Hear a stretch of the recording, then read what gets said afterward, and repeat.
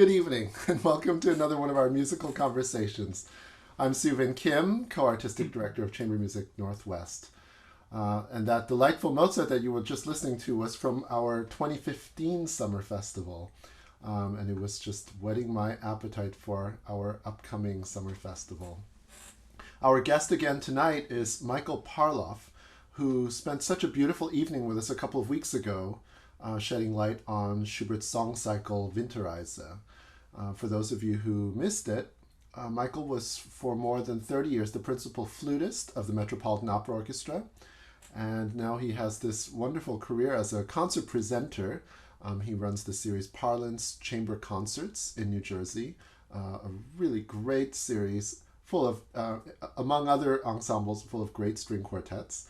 And he's also one of the most beautiful speakers about music that I know, which is why we've invited him to be a guest, and we've been very lucky to have him a couple of times on our series. Michael, are you there? Oh, I'm here. there you are. Welcome again. I just want to remind our audience that if you have any questions, please type them into the Q&A box down at the bottom of your screen. Michael is going to be giving a presentation of about 65 minutes, and then there will certainly be time for your questions at the end. So feel free to type them in at any point during the talk. You're not interrupting. We won't even look at them until the end. So please take it away, Michael. Well, Suvin, I wanted to say it's a pleasure to be with you again, and here in virtual Portland again. And I also wanted to say how much I enjoyed being with you last month for that long, snow-swept journey across Winterreise. And I was examining the program that this wonderful group, the Goldman Quartet, has put together for this Saturday evening. And I was noticing, and I wonder if you notice the same thing, that the repertoire, as with Winterreise, is all on the rather dark and pensive side. Did that strike you? Yes, so definitely. But such amazing music. Well, it's just one masterpiece after another. But I noticed that they're all in keys that we usually associate with lament and mourning and tragedy, the keys of C sharp minor, F minor, and D minor. And I found myself wondering whether this ensemble intended this as some kind of a subliminal comment on the year that we have all just endured. Uh, that said, I mean, they're just such a magnificent group. And, you and I have spoken in the past about the fact that we seem to live in this golden age of great young string quartets. And having heard this ensemble, I think they really are up there at the top of the heap. They are just an astonishing group. And I think anybody who watches this concert on Saturday evening will be astonished. And I think also they will find it to be a thoroughly nourishing musical feast. So I think what I'll do is I will share my screen now, and Okay. I will embark on an overview of their concert and also of this evening's entertainment. So let me just make sure that I am geared up here. And so the first piece on their concert this Saturday evening will be this lush, melodious string quartet, very elegiac piece called Crisantemi by Giacomo Puccini. And I will talk more specifically about the piece in just a minute, but I wanted to again give you an overview of this evening's conversation and of this Saturday evening's concert. So this was written in 1890, and as you see, it was written in memory of his friend Amadeo di Savoia, and I'll tell you a little bit about him as well. And after the Puccini, we will go back in time about 118 years to 1772 to the F minor string quartet of Haydn. And this is Opus 20, number 5. That's the number that it was assigned. And I think we tend to think of Haydn's music as witty and effervescent, but this I think you will find is a surprisingly serious piece as well, in this rather portentous key of F minor.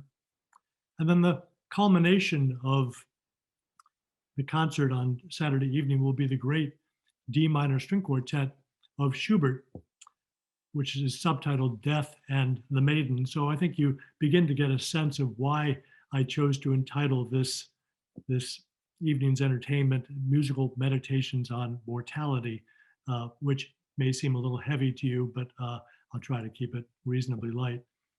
So to get everybody into a suitably funereal mood, we'll start in this beautiful floral arrangement of a cemetery. This is the Cimitero di San Michele, which is on an island just outside of Venice in the Venetian lagoon.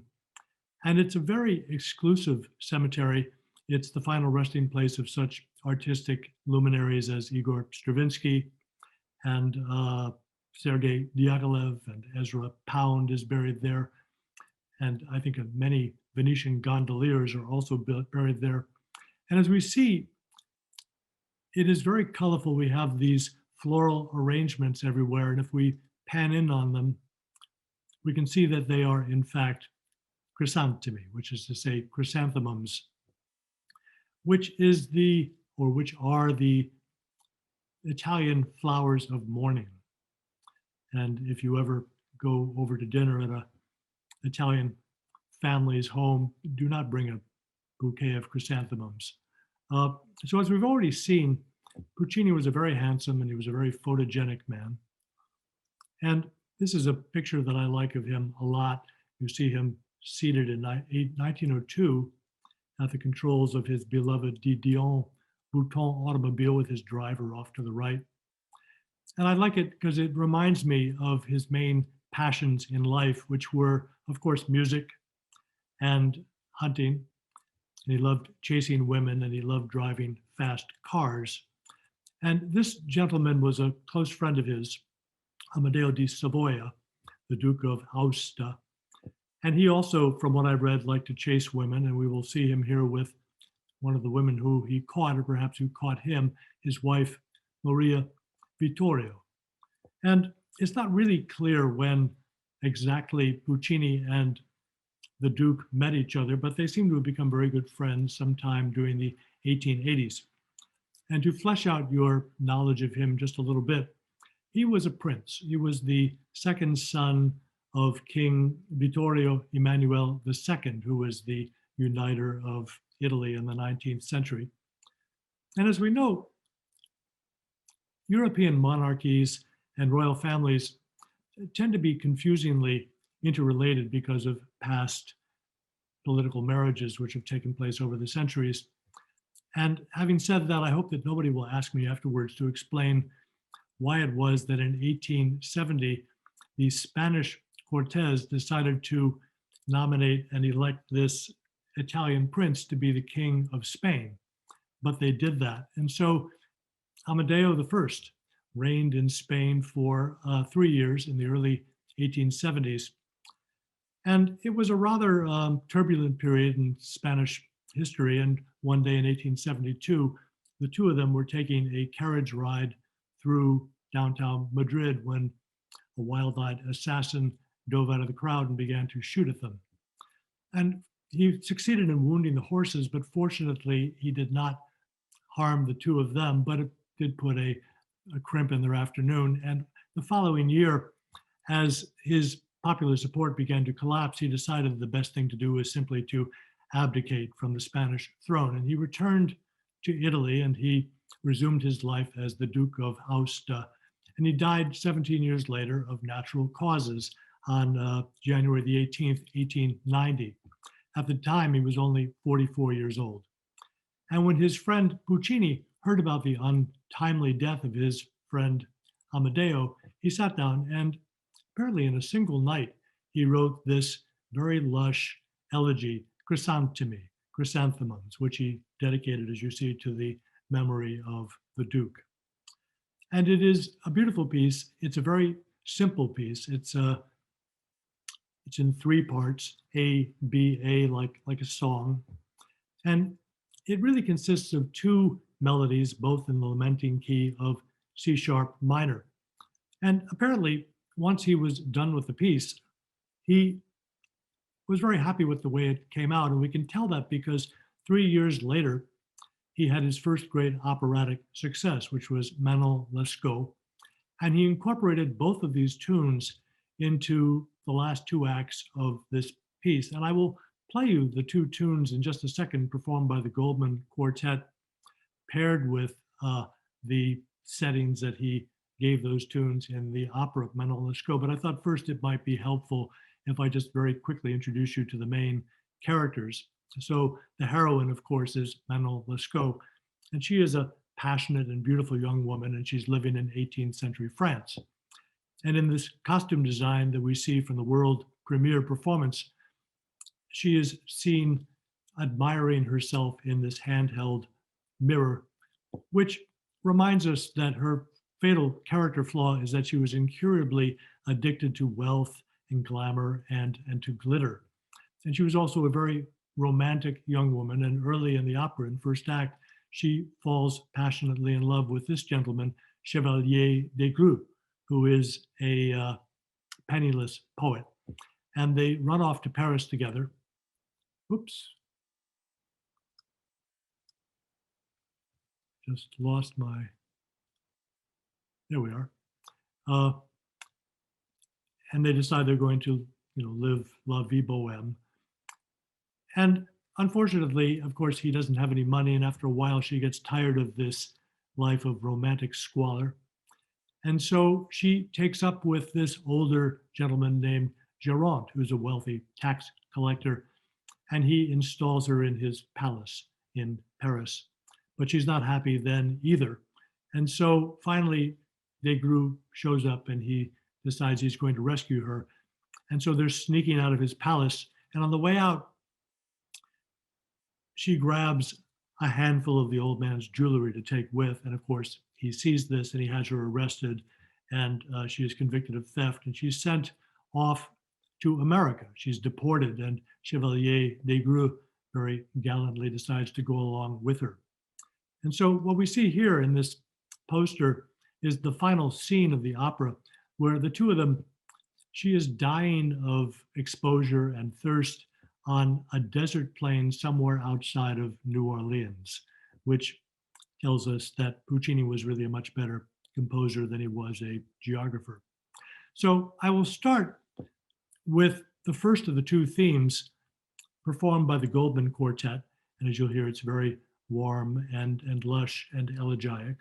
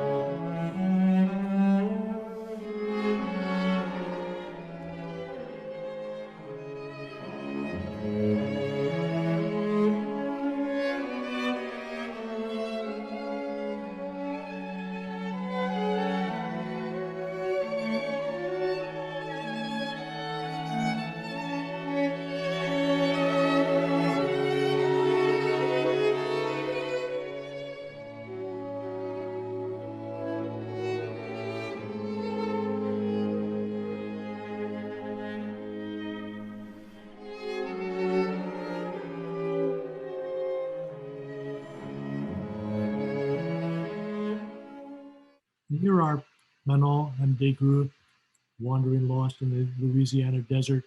And you'll hear it's exactly the same music that we just heard.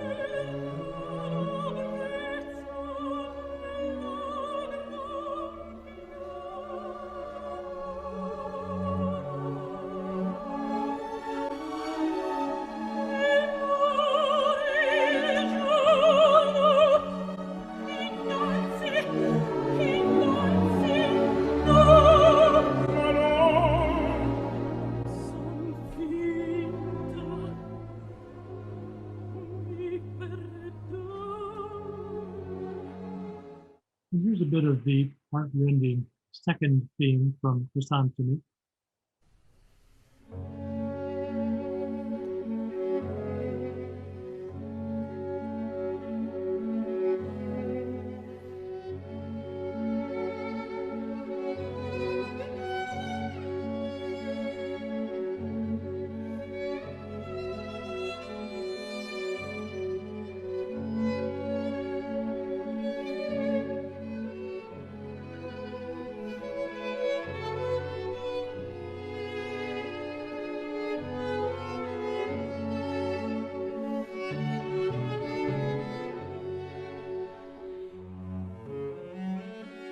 Here again are Manon and Vigouroux still out on that nuclear blasted plain in Louisiana.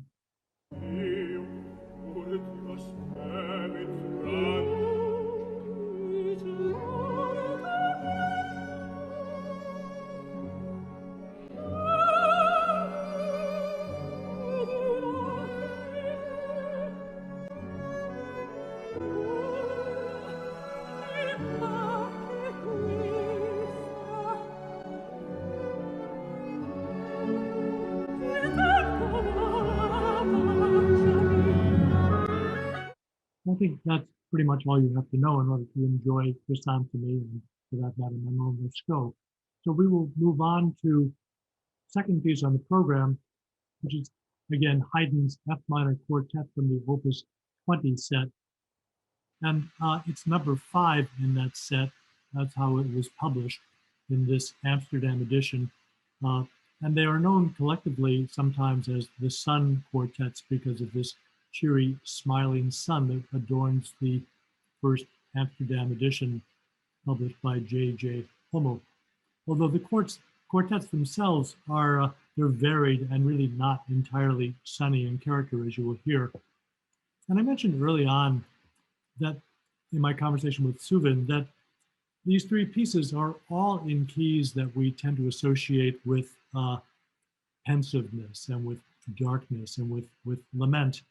And you may have wondered from time to time why it is that a composer selects one key as opposed to another key to write a piece of music in. So, for instance, why would Handel and Beethoven and Mahler have all chosen D major for the Hallelujah chorus, and the Ode to Joy, and the final movement of the First Symphony, respectively? And in order to help answer that question, I'll introduce you to this gentleman, Christian Schubert, who, so far as I know, was not some long-lost ancestor of Newt Gingrich. He was a composer, he was a poet, and he was a musical theoretician, and he wrote a book on musical aesthetics around the turn of the 19th century. And in that book, he included a table of what he called effective key characteristics, in which he very imaginatively laid out the characters of the keys. And to answer that question about D major, his description of that key is, it is the key of triumph, of hallelujahs, of war cries, victory, rejoicing. Thus, the inviting symphonies, the marches, holiday songs, and heaven rejoicing are all set in this key. Now, the piece we're going to talk about is in F minor. According to Schubert, it resides on the diametric opposite side of the affectual spectrum. It is the key of deep depression, funereal lament, groans of misery, and longing for the grave. And in order to flesh out your understanding of that description a little bit, I'll play you a 2-minute medley of greatest F minor hits for your enjoyment.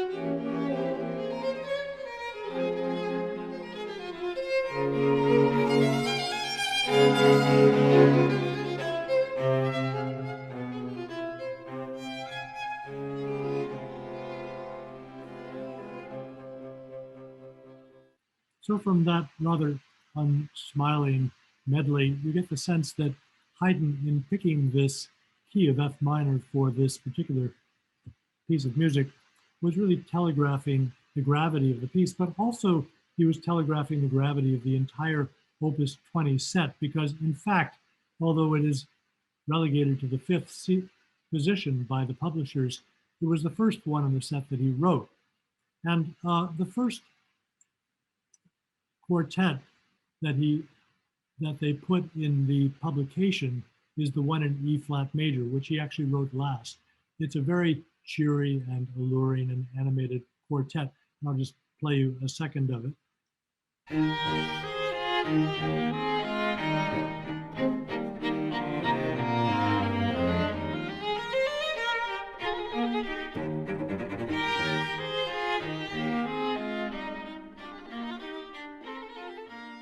And I think we can understand from the publisher's perspective why he would put this more easy to grasp quartet first and put F minor further on, because he was trying to appeal to his core market, who were the amateur string quartet players of the day, who were the ones who were actually buying his publications. Now, Haydn was 40 years old when he wrote this Opus 20 set. So he was a very mature, he was an experienced composer. He had already written as many as 30 string quartets by this time in his life.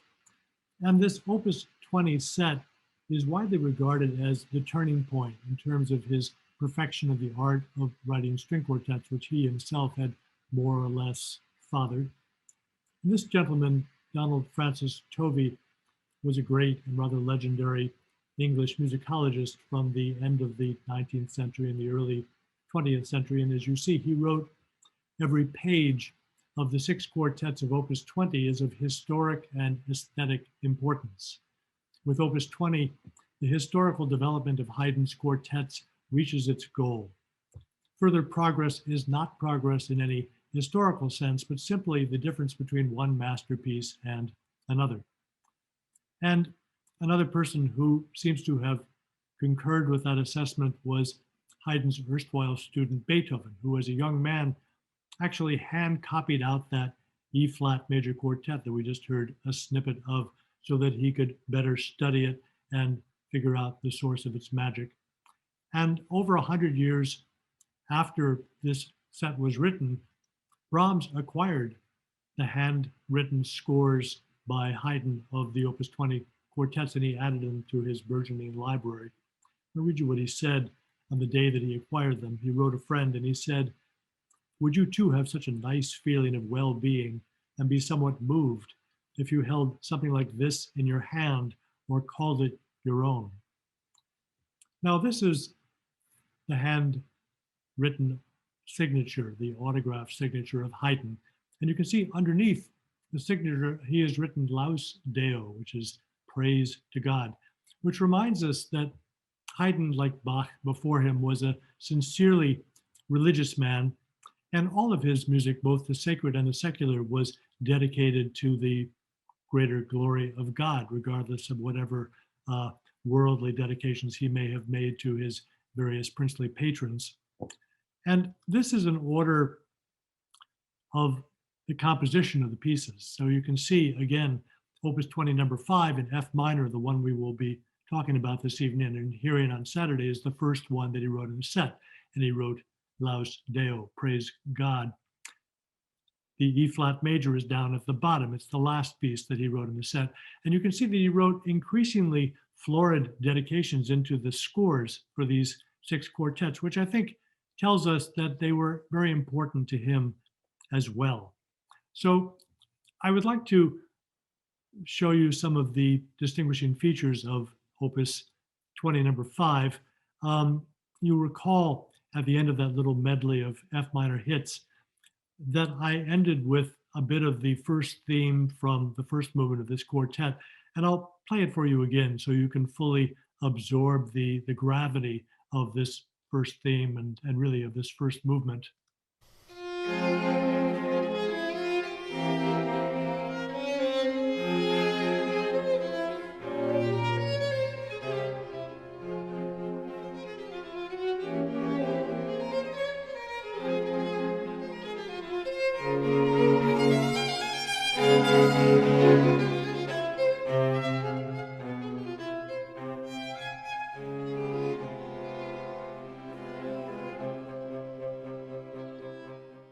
This period in which Haydn wrote this piece was considered to be his Sturm und Drang period.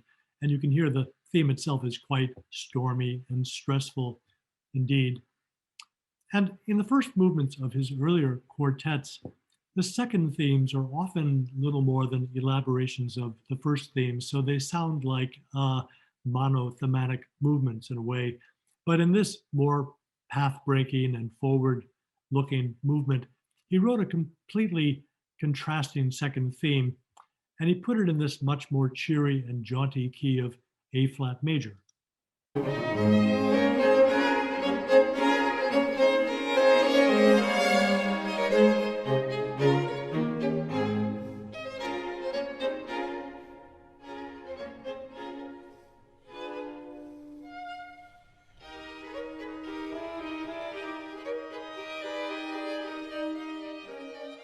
But as you can already hear, throughout this movement, the tonality and the mood continue to vacillate unpredictably back and forth between major and minor modes and moods.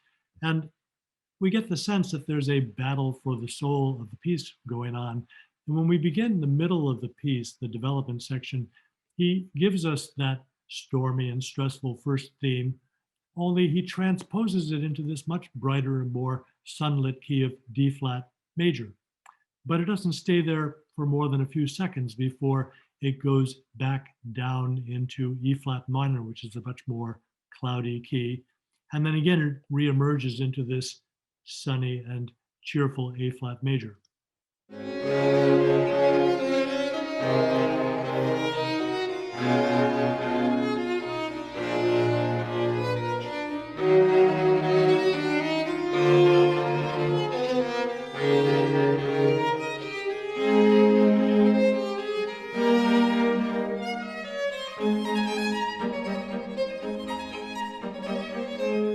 And this development section just continues to seesaw back and forth between major and minor modes. And finally, we come to the recapitulation of the opening material. And as we would expect, the first theme returns in its stormy and stressful F minor mode. But when we get to the second theme, which was previously cheery and jaunty, he maintains this key of F minor, changes the whole character of it.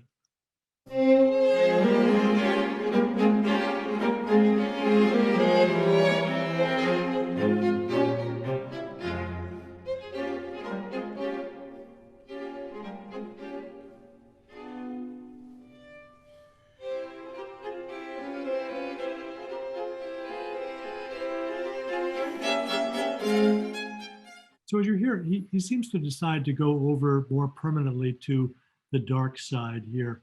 And one other feature worth previewing in this first movement is it has an unusually dramatic and adventurous coda, which again begins to modulate unpredictably from key to key and from mode to mode, almost as if it were a secondary development section.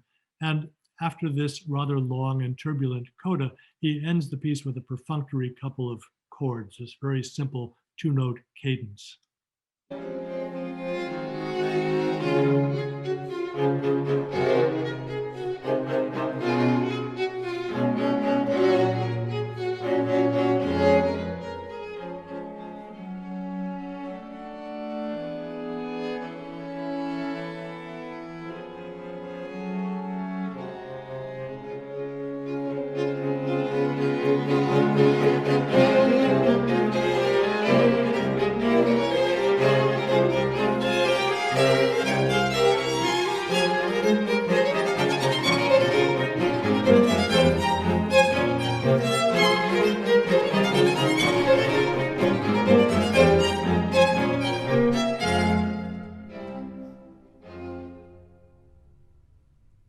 The second movement is in the form of a traditional 18th century minuet and trio, but rather than offering us any respite from all of this F minor angst, he stays in F minor and he doesn't give us what we would expect to be a polite and ingratiating ballroom dance. He gives us this mood that continues to conjure this sort of dark operatic intrigue.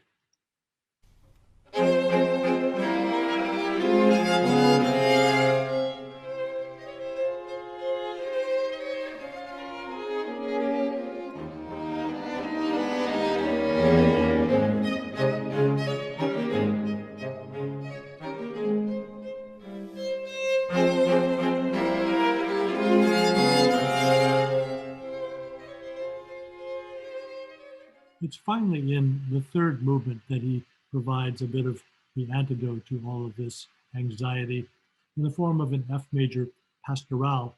And this movement has a very different ambiance. It still has a kind of an operatic quality, but maybe from a different scene. It's very easy to imagine the handsome young hero, guitar in hand, serenading his beloved up in the balcony to this rather lilting Siciliano.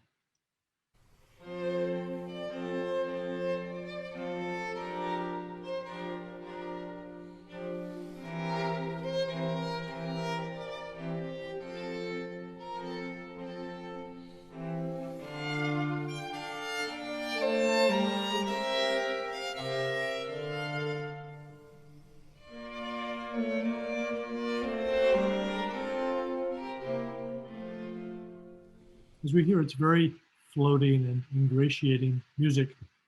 And during the 30 years that Haydn served as the Kapellmeister to the Esterházy family in this very opulent setting, he managed to ingratiate himself not only to his music-loving princely patrons, but also to the musicians with whom he worked on a daily basis, because he would write pieces that were tailored to their specific strengths as musicians.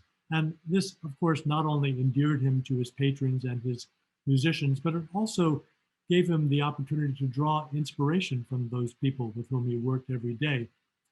And one of the people who he seems to have particularly enjoyed working with and admired as a musician was the Hungarian violinist Johann Tost, to whom, as you see, he dedicated an entire set of 6 string quartets, his Opus 64. And this gentleman served as the principal second violinist in the orchestra there at Esterházy. But Haydn seems to have liked his chamber music playing a lot, and he often would delegate him to be the first violinist in the premieres of his many string quartets. And I have the sense that maybe it was something about this man's live artistry that inspired Haydn to give him this set of sort of gossamer arabesques that are like improvisations over that lilting Siciliano theme.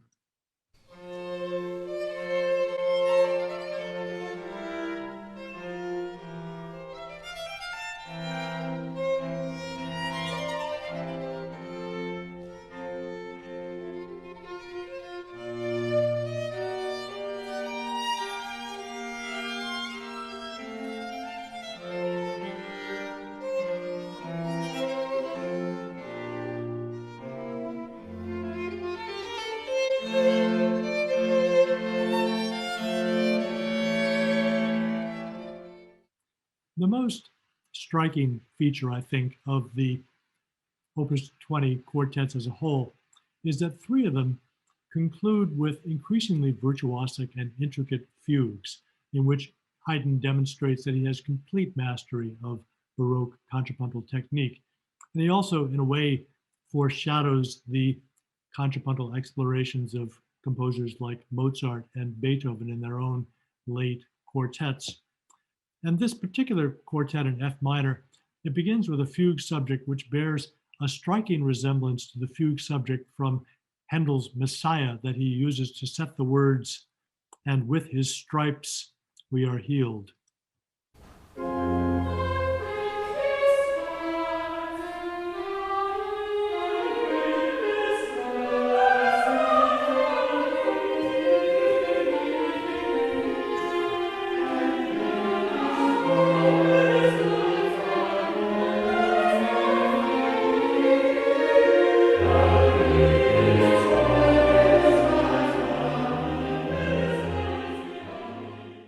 And Haydn's own F minor fugue at the end of this quartet is marked to be played sempre sotto voce, which is to say, always in a conspiratorial whisper.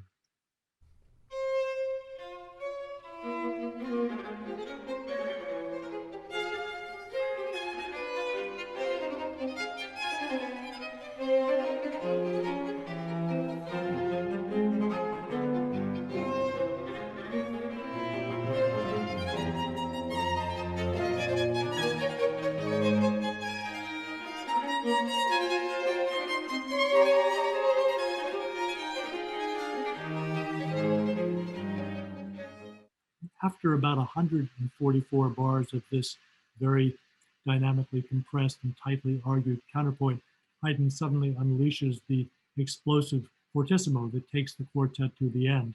And just like at the end of the first movement, it ends with a couple of very stark and authoritative chords.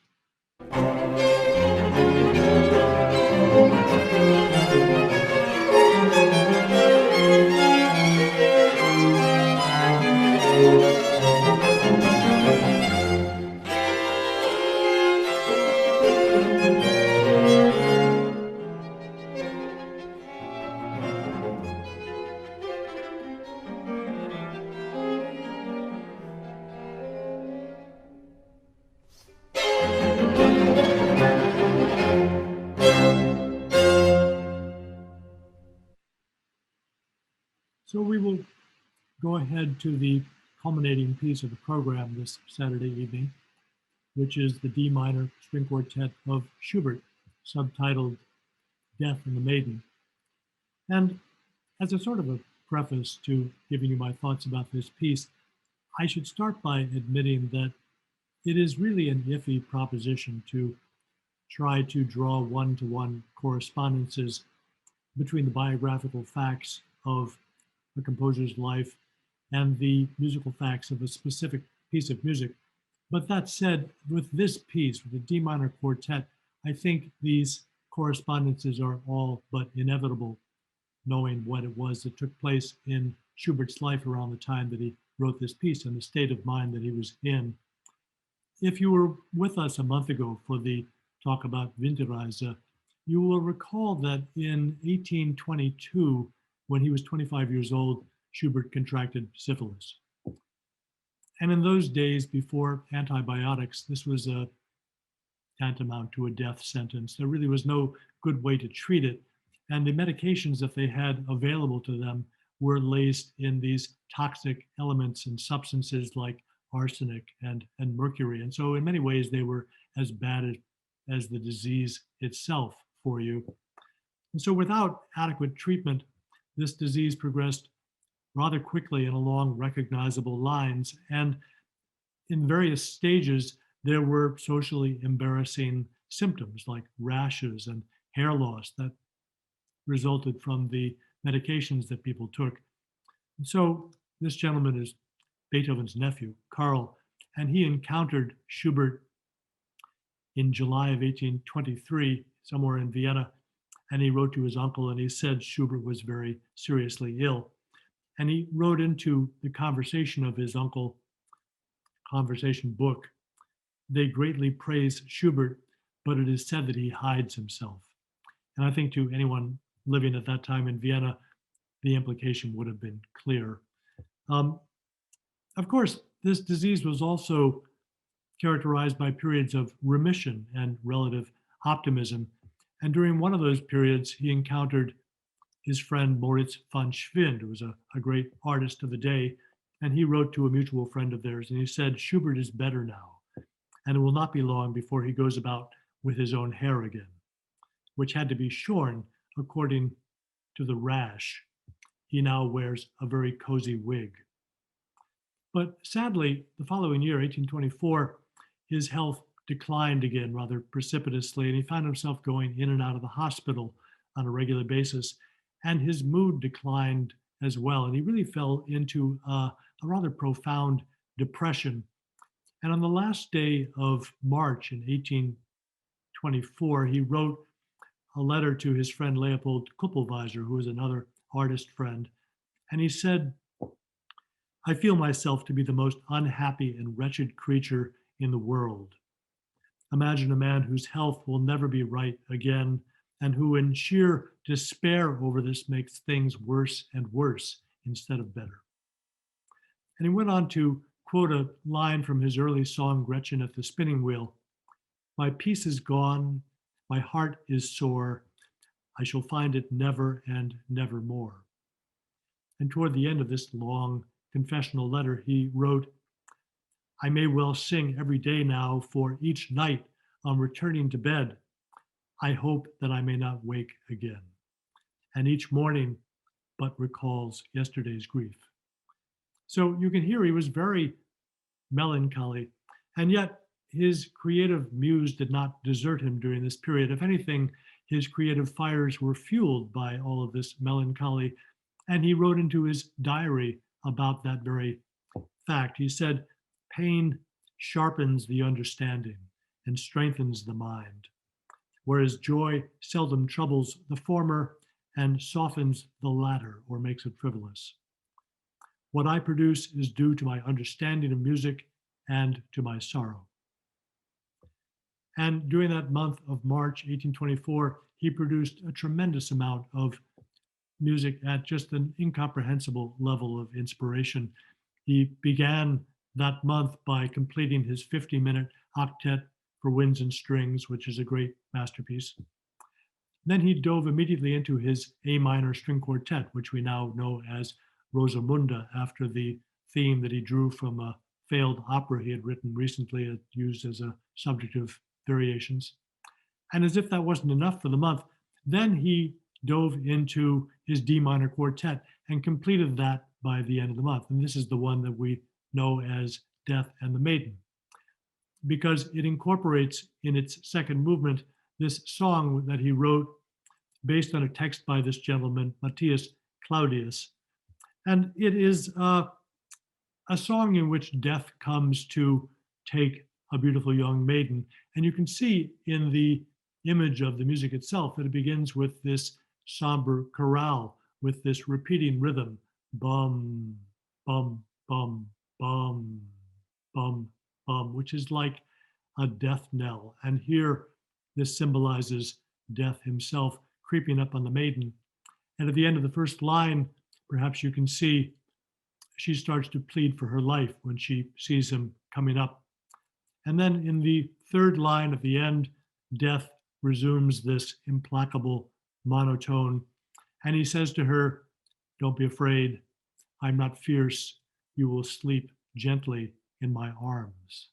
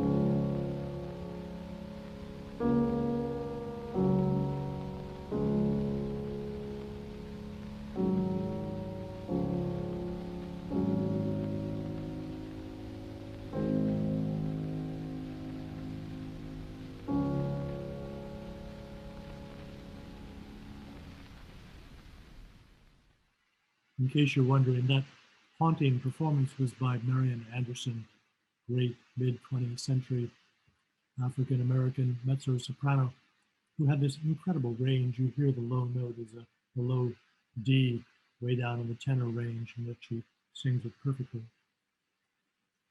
Schubert incorporated some of his most popular songs into what were to become some of his most popular chamber music pieces. He used them as the subjects of variations.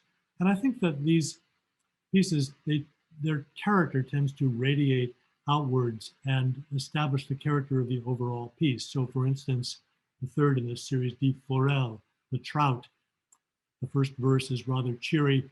And I think the trout quintet, which uses it as the subject of its theme and variations movement, is also very cheery and effervescent and upbeat. And similarly, the Death and the Maiden song that we just heard, it sets the tone for all four movements of his string quartet in D minor. They're all suffused with this somber and ominous atmosphere. And I think the whole piece really can be convincingly heard as Schubert's musical meditation on mortality. And as we've already seen, he was completely preoccupied at this time with the idea of his imminent and very premature demise. The first movement of this quartet begins in a very startling and terrifying way.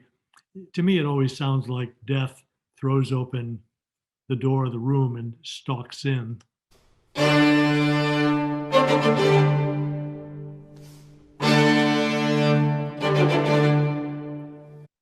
You know, what is it about those bars that makes them so uniquely terrifying?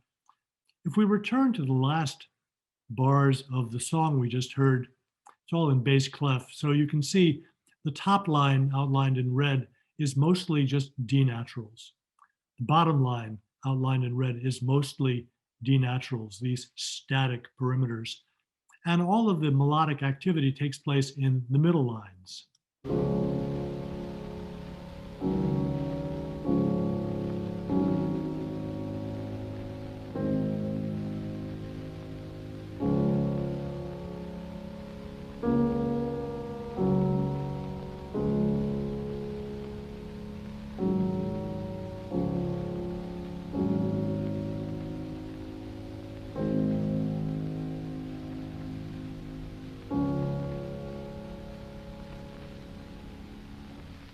Now, if we look at the opening bars of the quartet, which we just heard, we see exactly the same technique at work.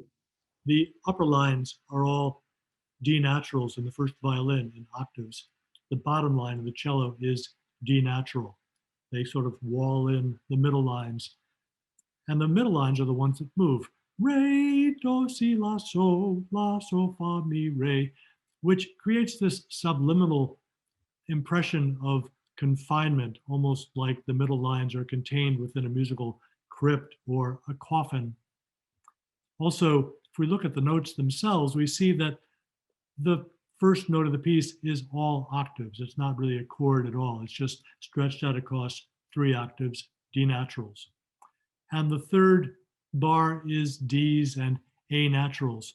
It's this barren open fifth, but we don't see any third in the chord. There's no F, which would fill out the D minor chord. And so we just have these skeletal outlines of the chord.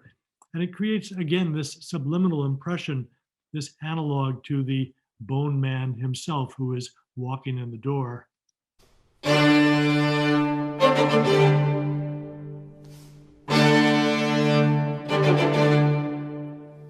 And this fortissimo shriek is immediately followed by a pianissimo retreat, as if our imaginary protagonist is struck dumb by this intrusion, this horrifying apparition.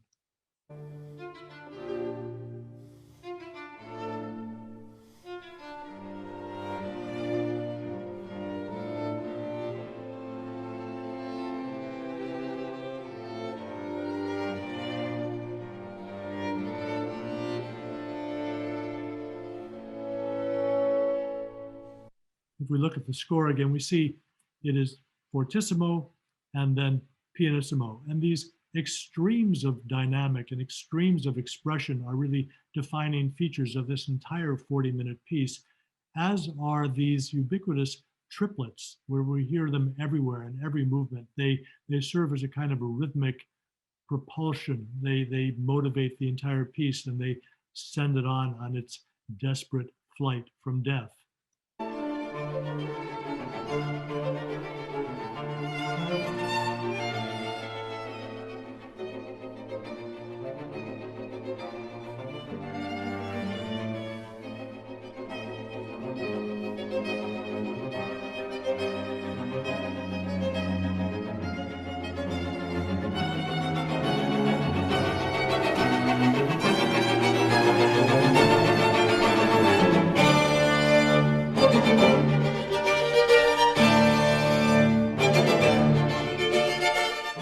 And really, the massive power and drama of the return of these opening notes reminds us, I think, of trumpets and drums. And it really doesn't feel like a string quartet anymore. It feels like a symphony, or maybe even a requiem. And Schubert actually confirmed his intentions to write a much larger kind of a piece in that same letter that he wrote on the last day of March in 1824 to his friend. He wrote, "I wrote 2 string quartets and an octet this month, and I want to write another quartet. In fact, I intend to pave the way toward a grand symphony in that manner."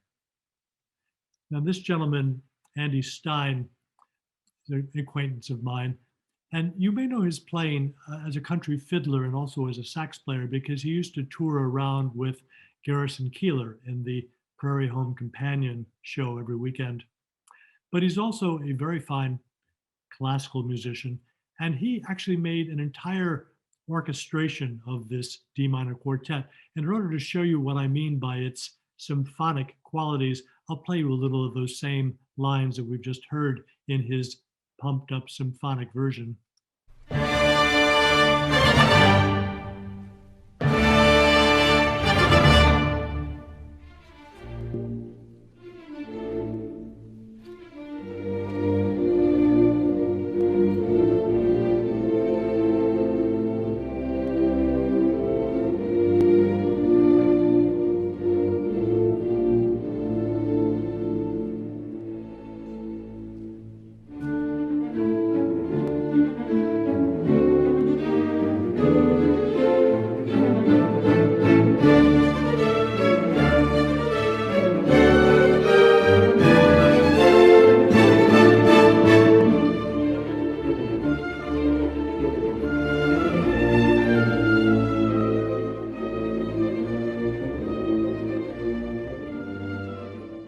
So I think you'll agree it makes a very good symphony. The second movement is the one that gives this quartet its subtitle, Death and the Maiden, because it features 5 variations on that ominous chorale at the beginning of the song that we just heard. He takes those notes and he transposes them into G minor, and he speeds up the tempo considerably.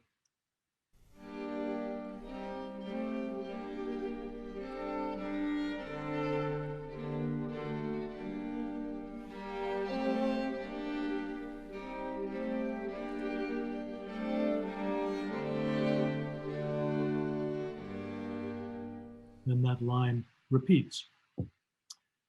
And in the second half, he actually created another fresh 8 bars, which modulate from G minor into E flat major. And then they return to the home tonality of G, but he ends in G major to correspond to Death's comforting words to the maiden, "You shall sleep gently in my arms."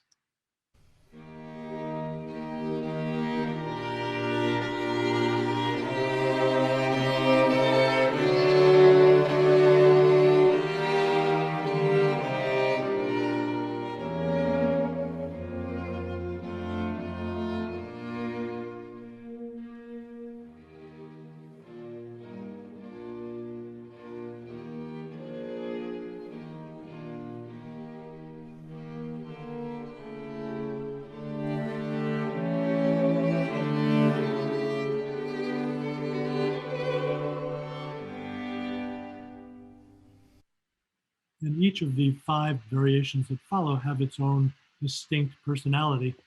The first one begins in this very compressed pianissimo, and you hear again the heart-fluttering triplets in the viola part.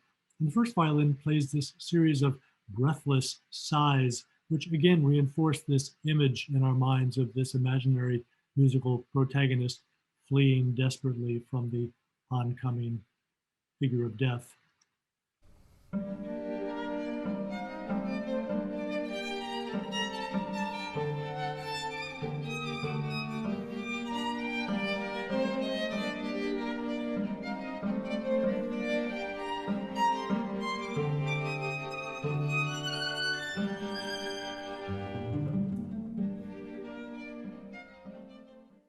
It's in the third variation that death's full fury is unleashed. Schubert takes this simple dactylic dum, bum, bum, bum, and he transforms it into this gallop as if death is now riding imperiously across the musical landscape.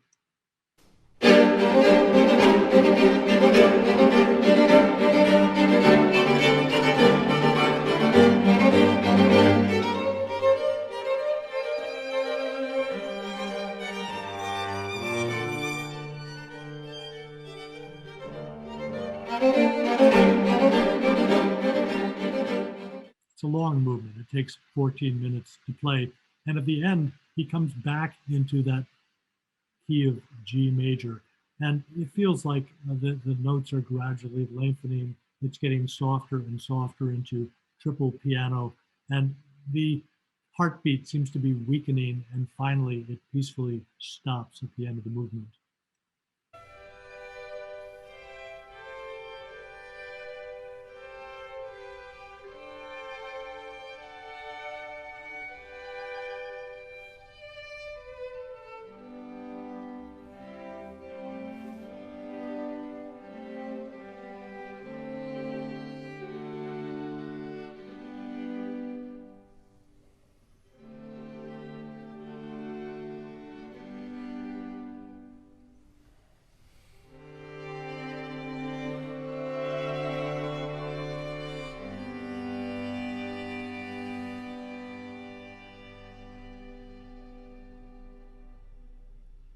But then, in the demonic scherzo that follows, Death seems to regain his fearsome swagger that we heard in the opening bars of the first movement.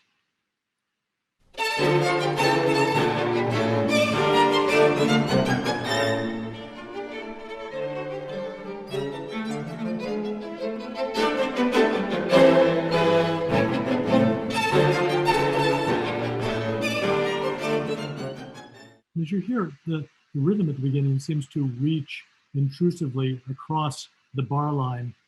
And the source of this particular melody seems to go back about a year. He had written a set of German keyboard dances, and one of them, I think it's number 6 in the middle, has that same disruptive rhythm.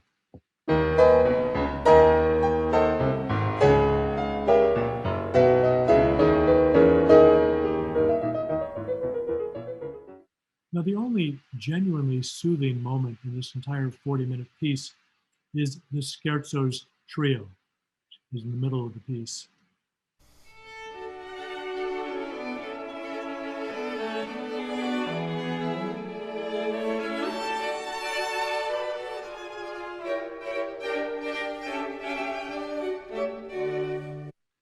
But you should enjoy it while you can, because it only lasts about 80 seconds before Death comes back from his coffee break and begins his grim reaping again.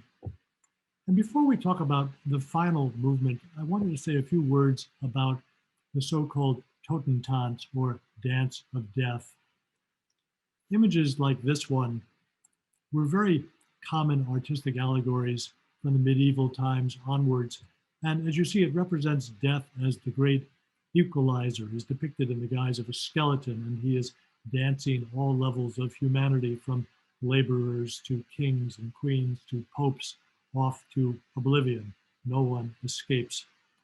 And in the fourth movement of the D minor string quartet, Schubert, he fashioned his own maniacal Totentanz in the style of a frenetic Italian tarantella. According to tradition, the tarantella was originally devised as a desperate attempt to dance away the death brought on by the bite of a poisonous tarantula. And so throughout this final movement, we have this, again, this imaginary protagonist who seems to be dancing desperately away from death. And again, it's always animated by this relentless torrent of triplets.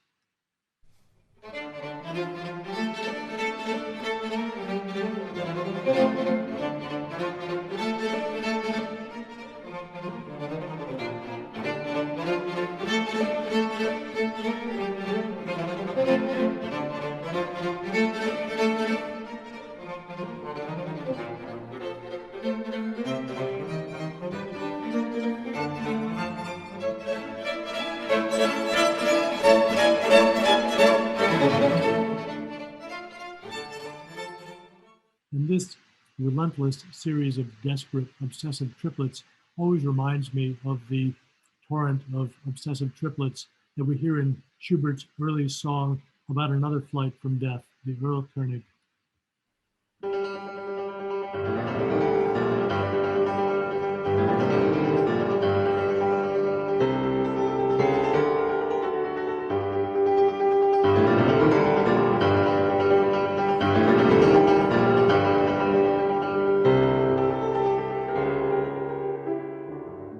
And back in the quartet, that furious tarantella pauses for a second as if to allow the dancer to regain her breath. And then she seems to turn around to the second theme and she shakes her fist at death in this very defiant and broad theme.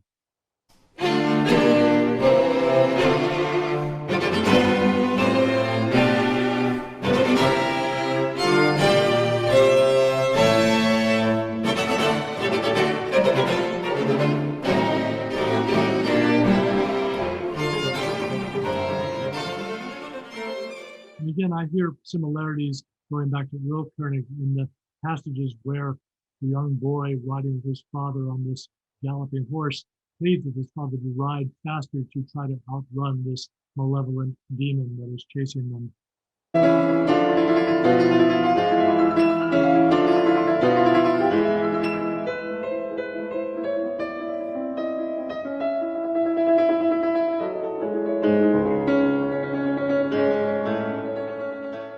And this quartet just continues to build in intensity and arrives at this climactic fortissimo, and then it has a quick impasse, little pause, and then it goes ahead, the bottom drops out, it's in pianissimo, and Schubert ratchets up the tempo even more, and you have this really hysterical coda in which we hear death finally gaining on and overtaking his victim, and it just crushes the life out of her in these brutal final chords of the piece.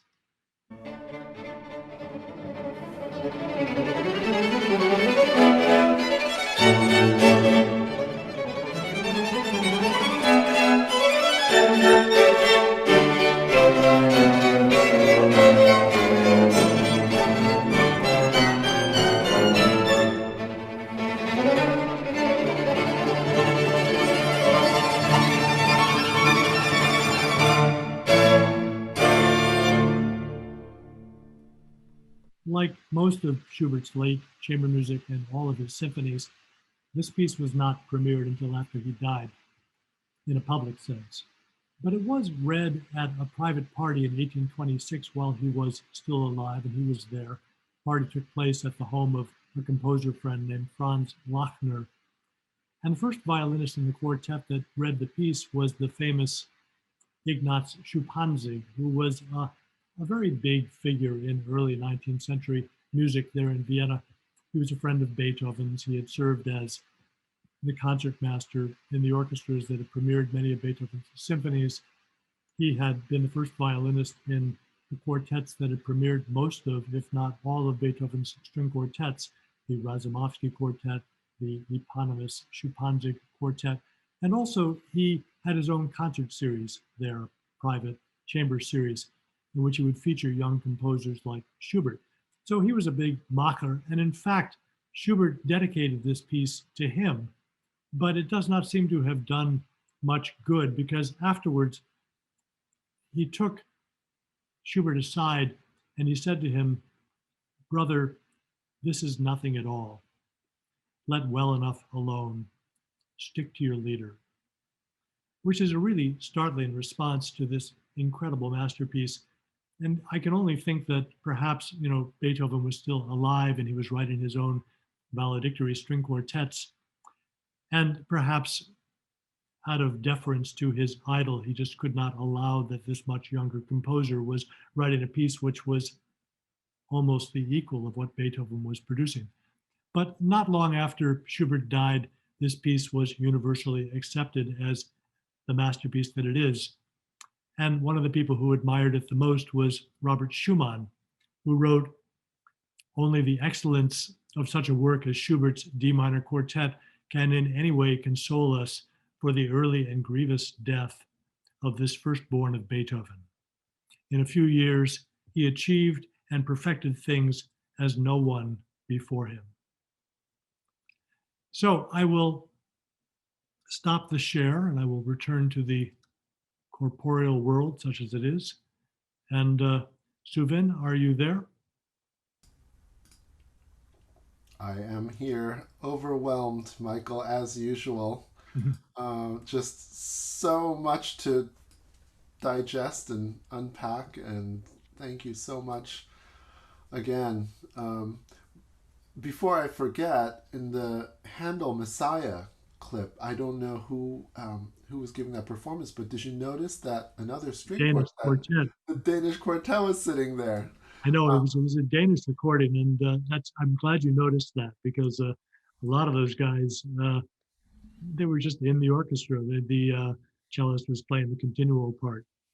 It's I did amazing. notice that. Yeah, Yeah. I mean, I thought I started seeing those shocks of blonde hair, right. and then I started noticing all of them and their beards. So, They have a very lively life and concert series there that they produce themselves in Copenhagen. I think it is, in some kind of a defrocked church. I think it is, but they're amazingly eclectic people. yeah, and an amazing quartet. Yes. And just seeing a little bit of the Goldman's clips also got me so excited about the I hope concert. it will serve as an appetizer to the people who are watching this. I mean, they, as I was saying early on, they really are an extraordinary group. Where did you find them?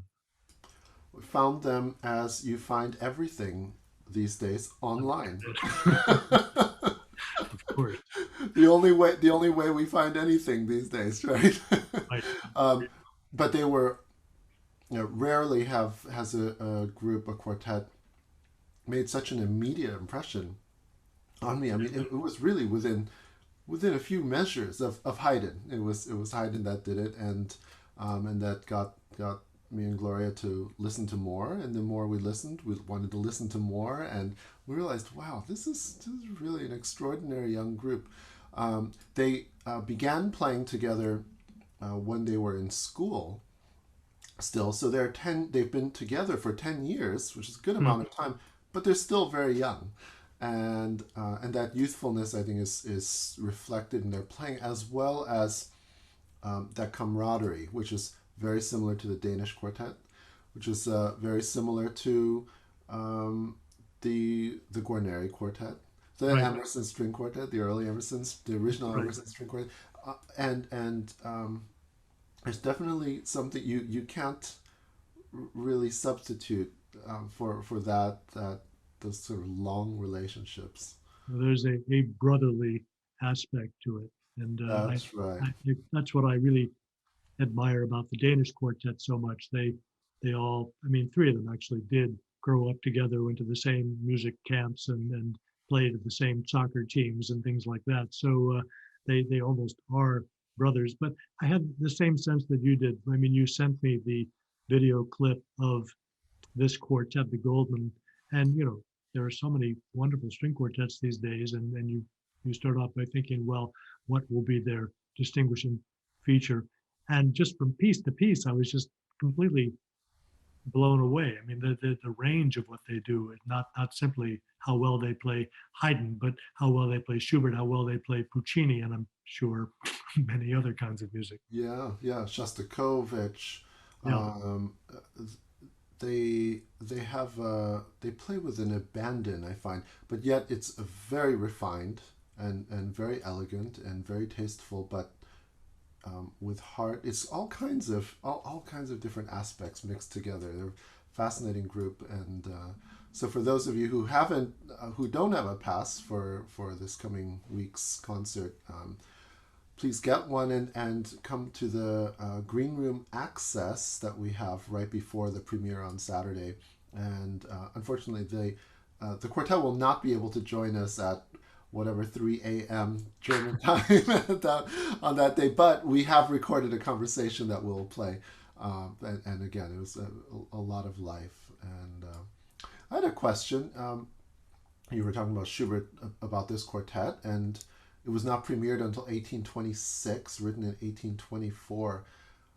Why was, I mean, of course, in most cases, for most works, after a certain point, were composers were writing them because they were being paid to write them, and there were in especially as we've moved forward in music history, there was a concert, there was a performance, and so in this case, what motivated him to write that quartet at that time, and then why wasn't it performed? Well, frankly, I do not know the answer to that. I mean, I believe that he was writing, as he did with so much of his music at the end of his life, out of personal need and almost out of personal obsession. I think that he was expressing what was inside of him, and as we discussed last time with Winterreise, he just wrote at an incomprehensible rate of speed. I mean, the fact that he could write the octet, which is, or at least complete the octet, write the Rosamunde quartet, write the Death and the Maiden quartet, all at one blow in 1 month. It was just, music was just pouring out of him. He clearly was not waiting around for somebody to say, let's negotiate a contract and you'll sit down and you'll write me a string quartet. It was, I think, really out of compulsion. Mm-hmm. And it was not published. Well, it wasn't performed publicly until after he died, but there was that.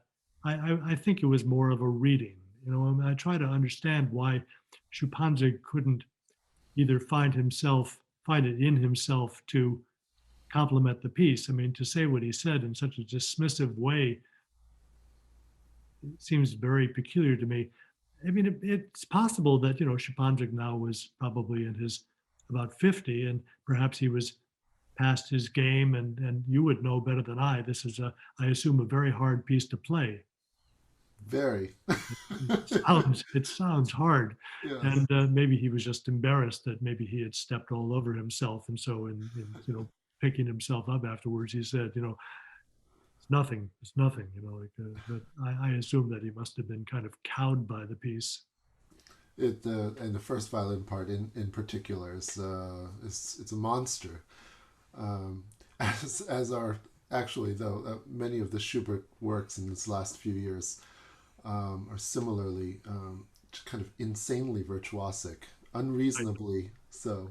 Which is interesting because he himself was not a insanely virtuosic pianist. I mean, people say he was a good pianist. He was a serviceable pianist, and he must have been an extremely expressive pianist and also an expressive singer. Although you don't get the sense that he was in any sense a hyper virtuoso, but the music that he wrote at the end of his life requires hyper virtuosity. I think that it was the Paganini effect, Right. actually. That's right. It Paganini was was in town around that That's time. right. It was the Paganini phenomenon right around that time, early 1820s was where he was when he was really taking off and starting to tour around Yeah. Europe. As a matter of fact, And Schubert, he had his one and only concert uh, in Vienna of his own music. I think it was exactly a year after the death of Beethoven, and they rented out the Musikverein there, and he played this concert. And apparently it was very successful, but that was, I think, the same week that Paganini made his incredible debut there, and he just knocked everybody for a loop, and everybody kind of forgot about that Schubert concert because Paganini was in town. There was a beautiful Schubert quote though that I read at some point about Paganini, and that he said after he heard Paganini, he said, "Now something to the extent of now I know what it is to hear the angels sing." Mm. And I mean, clearly made a huge impression on him. The other unfortunate Paganini Schubert relationship that I heard was, I mean, to put into perspective how underappreciated Schubert was. That Paganini, I think it was maybe 8 concerts he played in Vienna. Like it was just like night after night. They just kept extending his stay, and that he made more in those performances than Schubert made in his whole life. Yeah. But anyway, it is. It was ever thus, I guess. I mean, those who are on the top of the field, clean up.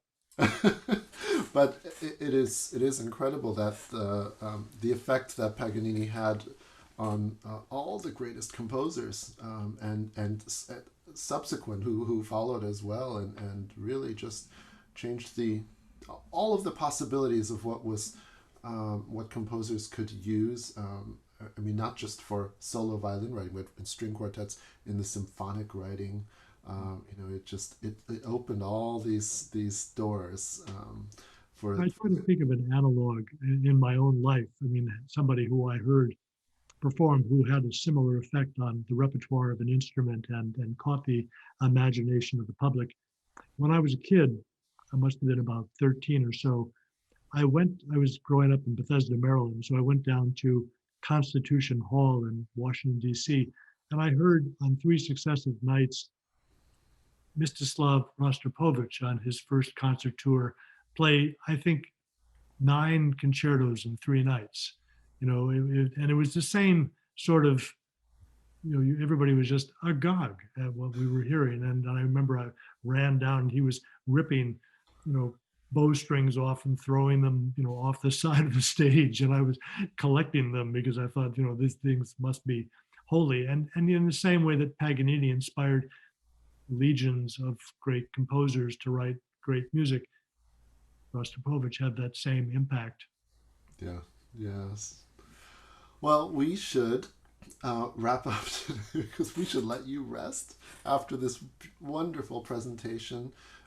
Thank you to all of our attendees, and we hope that we'll see you for the premiere of the Goldman's performance. And our next musical conversation will be on April 20th with Ara Guzlimian, who's one of the great arts administrators and educators in the world. And he's going to be talking about some more string quartets by a living composer, Thomas Adès, his Arcadiana, and also Beethoven's Opus 132 quartet, another pretty good one.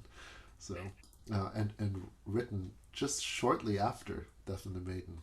So, thank you everybody for joining us. Thank you, Michael, again, and we hope to introduce you to our audiences live in Portland as soon as possible. Well, it's a great pleasure to meet everybody virtually, and I look forward to meeting them actually at some point. Okay. So, good. Thank you and good night. Good night.